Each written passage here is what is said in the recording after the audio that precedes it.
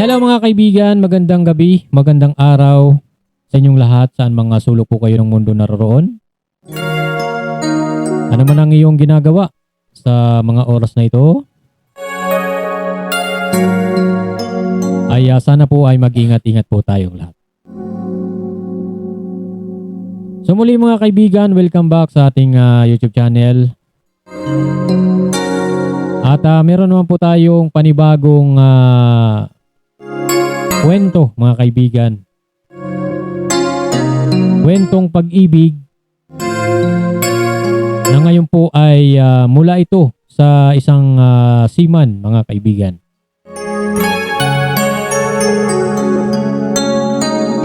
Isang seaman na nagsikap pumunta ng ibang bansa, sumakay ng barko, tiniis na hindi makita ang mga mahal sa buhay katulad ng kanyang mga anak at ang kanyang asawa.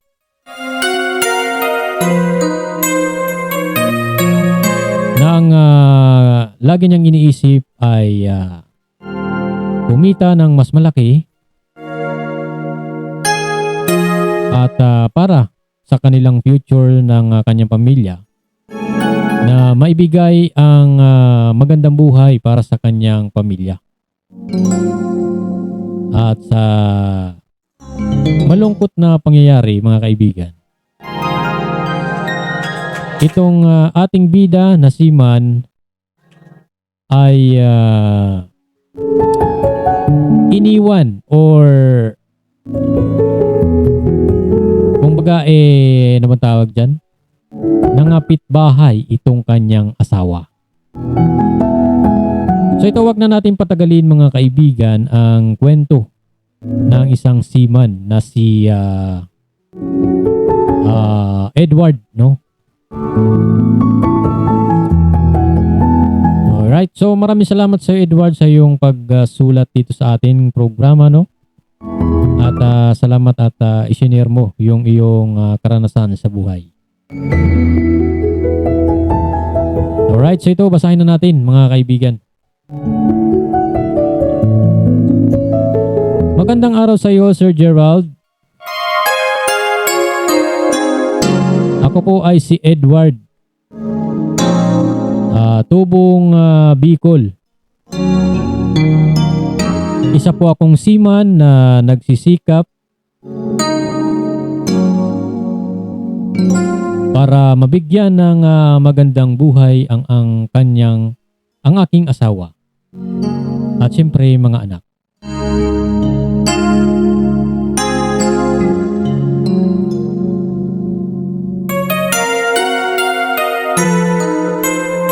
Sir Gerald, halos lahat ng aking kinikita sa pagbabarko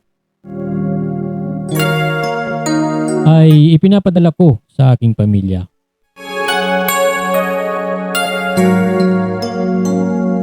Halos lahat nga po ay wala na pong matira sa akin dahil gusto ko pong ipadala lahat at para maibili ng aking pamilya ang kanilang mga gusto, lalo na ang aking mga anak.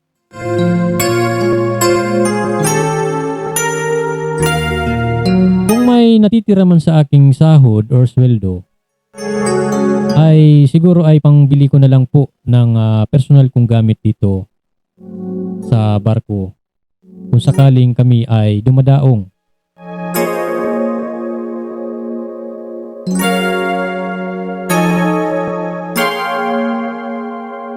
Sir Gerald, araw-araw ay tumatawag sa akin ang aking asawa. Kami po ay nagbi-video call. Halos wala pong patid yun wala pong patid ang aming tawagan or video call ng aking asawa. Sa isang araw ay wala pong nangyayaring hindi po kami nakakapag-usap.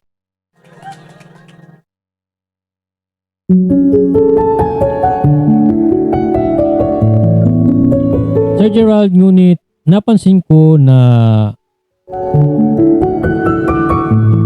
parang naramdaman ko na unti-unti niyang nagbago ang aking asawa. Nawala po yung dating tatawagan namin.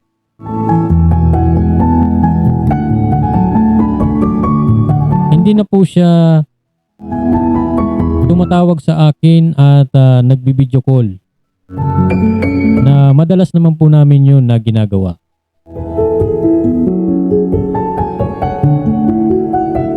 Talaga pong nagtaka ako sa aking asawa.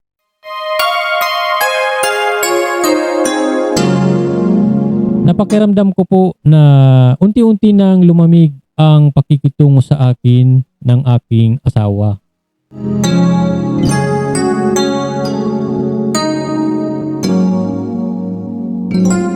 Madalas itong may dahilan.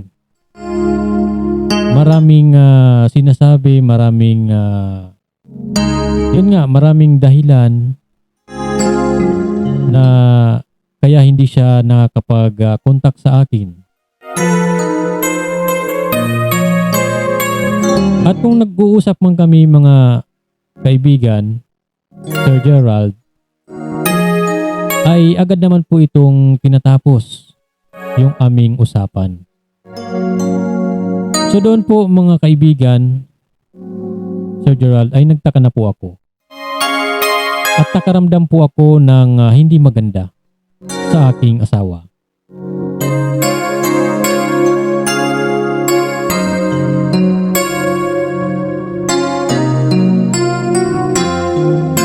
At eto na po, Sir Gerald, nung ako po ay umuwi na po ng Pilipinas, ay talagang sabik na sabik po akong makita, mayakap ang aking pamilya.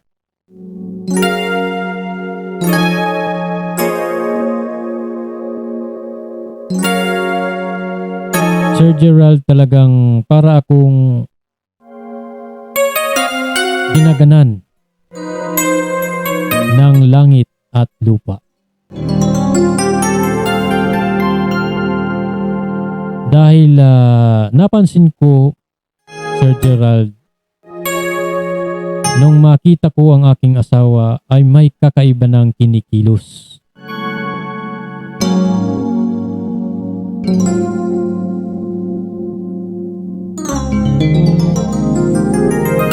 Isang araw nalaman ko ang masakit na katotohanan, Sir Gerald.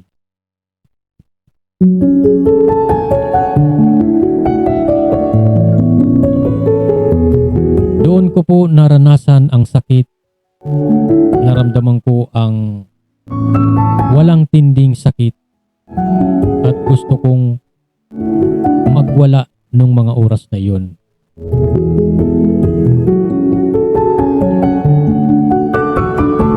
Hindi ko lang po nalaman kundi nakita ko.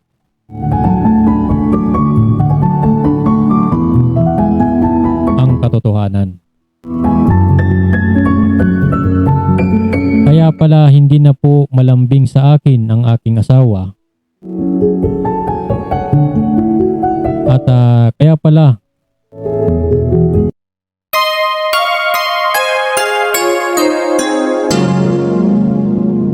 marami po siyang dahilan sa tuwing kami ay nag-uusap. At gusto niya nang tapusin kagad ang aming usapan sa aming pag-video call. Dahil meron na po pala siyang ibang minamahal.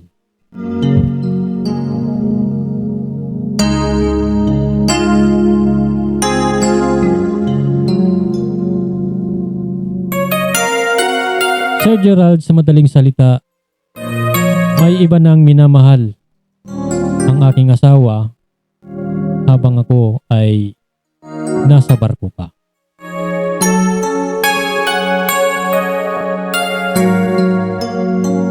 Sir Gerald, sa totoo lang, para po akong parang gumuho ang aking mundo.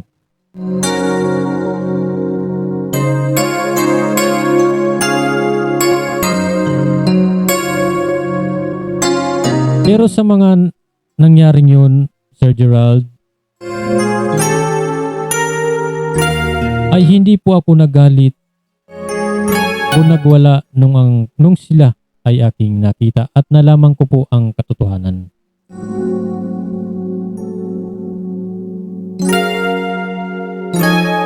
Ako po, Sir Gerald, ay tahimik nang umalis.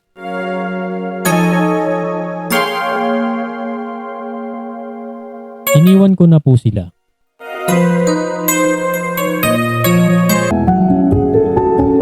Sir Gerald, sa nangyaring yun sa akin, wala po akong ibang inisip kundi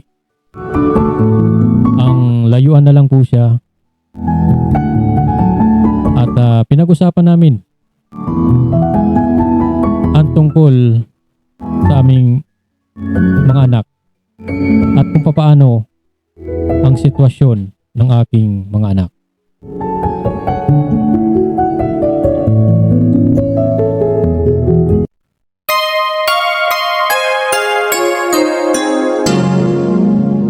Kinausap ko po ang aking asawa na kung maaari ay sa akin na lang ang mga anak namin. Ngunit sinabi niya kung ano daw ang maging desisyon ng kaming anak. At tinanong nga namin ang aming anak kung kanino sasama.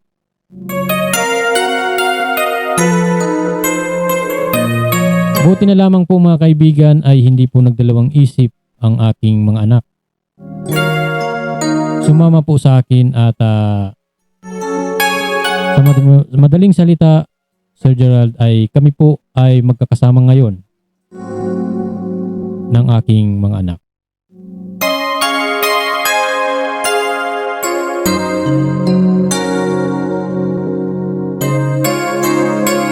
Sir Gerald, sa aking naranasan po, kahit 2 taon na po ang nakalipas, ay masakit pa rin para sa akin kapag naiisip ko ang nangyari. Dahil mahal ko pa rin po ang aking asawa hanggang ngayon.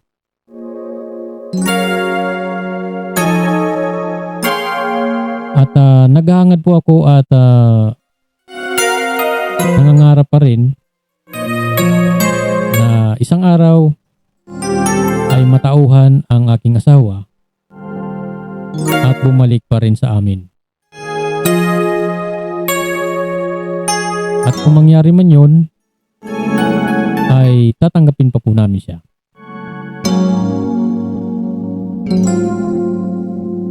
Hanggang dito na lang po ang aking liham, Sir Gerald.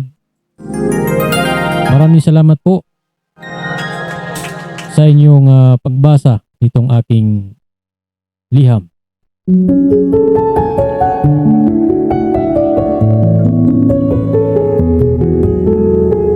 Alright mga kaibigan, at napakinggan at napanood po natin ang isang liham na mula sa isang seaman na talagang grabe, nakakaiyak naman yung kanyang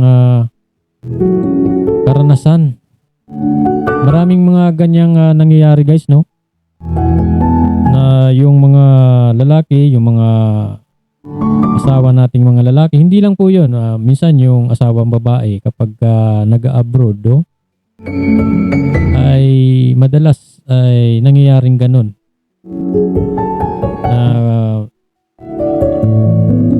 Kung hindi yung nasa abroad yung nagluloko, ang nagluloko ay yung nanditong naiwan sa Pilipinas.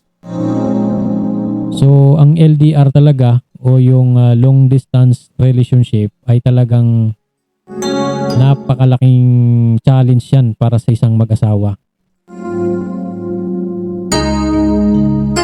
Doon mapapatunayan ang pagmamahala ng isa't isa. No? So bilang asawa ka, halimbawa andito ka sa Pilipinas or nasa abroad ka,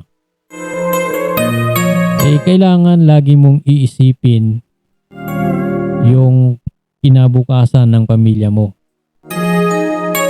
At ang isa pa dyan, kaya ka nag-abroad para magtrabaho.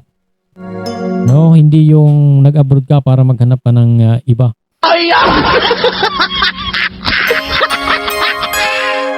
O kaya naman yung mga naiwan dito, eh magtiis naman kayo. Huwag kayong maghanap ng iba. Diba? Kung Makati ka, eh maligo ka tapos sabunin mo.